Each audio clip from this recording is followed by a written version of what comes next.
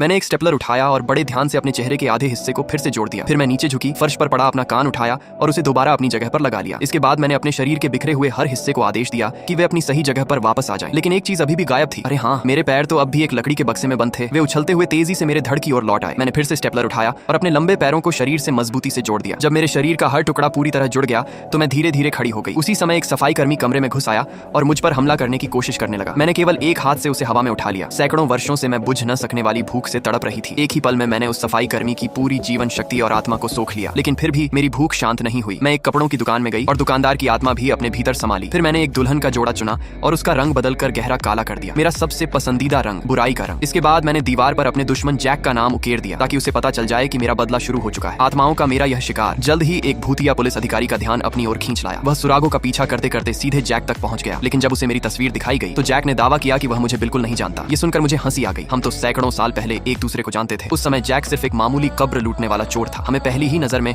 एक दूसरे से प्यार हो गया था और हमने चोरी छिपे रात के अंधेरे में शादी कर ली थी। हमने अपनी पहली रात बेहद खुशी से साथ बिताई। लेकिन अगली ही सुबह जैक को पता चल गया कि मैं एक मृत्यु की चुड़ैल हूँ जो आत्माओं को निगल कर जीवित रहती है। उसने एक पल भी नहीं सोचा। उसने तलवार से मेरे शरीर के अनगिनत टुकड़े कर दिए। कई वर्षों बाद जैक भूतों की दुनिया में पहुंच गया और एक फैक्ट्री का मालिक बन गया। उधर मेरे शरीर के सारे टुकड़ों को अलग अलग लकड़ी के बक्सों में बंद करके सील कर दिया गया था। एक रात फैक्ट्री का एक सफाई कर्मी गलती से बिजली का झटका लगने से गिर पड़ा। उससे एक बक्सा पलट गया और मेरी सील टूट गई। आखिरकार मैं फिर से जीवित हो उठी। जब जैक को पता चला कि मैं लौट आई हूँ तो उसने फैक्ट्री के सारे दरवाजे बंद करवा दिए। उसने अपने आदमियों को अपने जैसे कपड़े पहनाकर अलग अलग जगह खड़ा कर दिया ताकि मैं भ्रमित हो जाऊं। लेकिन वह अंदर ही अंदर जानता था कि एक चुड़ैल के बदले को ऐसी सस्ती चालों से नहीं रोका जा सकता। मैं उसकी फैक्ट्री तक पहुंच गई। हालांकि उसे समझ ही नहीं आया कि क्या हो रहा है।